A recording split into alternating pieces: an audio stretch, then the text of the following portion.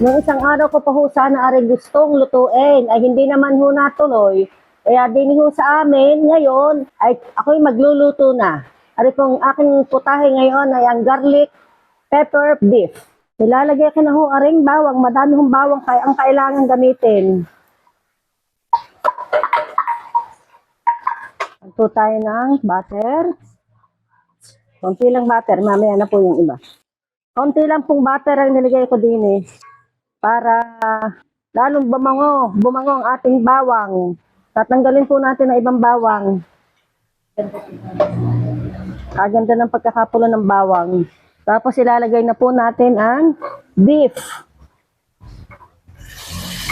Akin pong ikinat ari into strip. At po ari garnin tumalab ng ating bawang, ay isasalin ko muna po ari sa pressure cooker. Palalambutin po muna natin ari for 10 minutes. Nalagyan po natin ng isa laang tasang tubig. Kalahating tasa laang po. Ari po ay iga-igahin ko din eh. Okay. Gagawa naman ho tayo ngayon ng sauce. Nalagyan ho natin ng butter. Nalagyan ho natin ng 3 tablespoon cornstarch. Nalagyan po natin ng pamintang durog. Saka po itong utay-utay po tayong mag-uutay-utay po tayo maglagay ng tubig.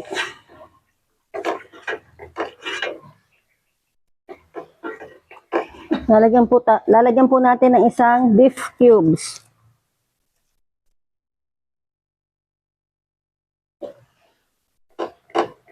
Hanggat hindi natin nakukuha yung consistency ng ating sauce, maglalagay pa rin tayo ng water.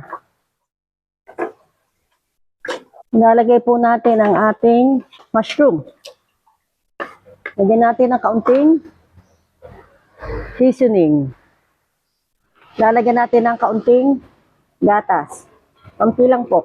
Okay na ho aring ating pansauce.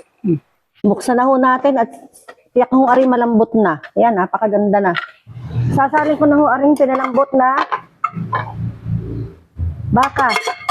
Tapos kung palambutin ari sa pressure cooker at ari atin ang titimplahan. Lalagyan ko ho aring na ang konting toyo, oyster sauce, yun sa mix, pamintang durog.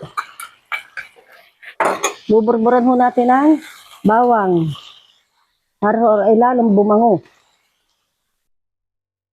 Lalagyan ho natin ng kaunting asukal. Pareho ay laging pag nadating ho ang aking anak na panganay at pag may bisita siya, sasabihin ni Mami, pagluluto mo ako ng garlic pepper beef at saka T-bone steak. Kaya gagawin ho natin na rin ang kaunti para tumalab ang timpla. Higyan pa ho natin na rin ang kaunti pang paminta. Sarap po, madaming paminta.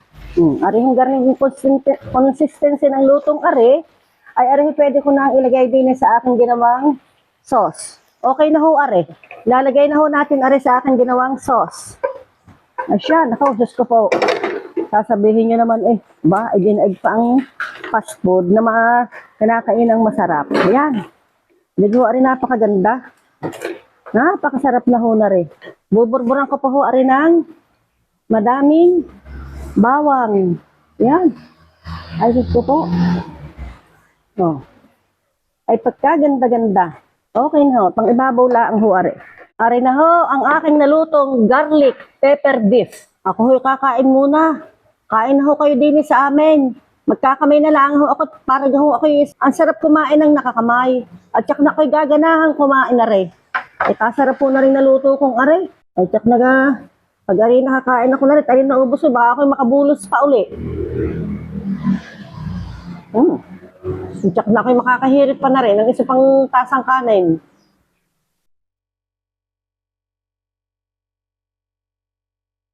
Ano ho kayo?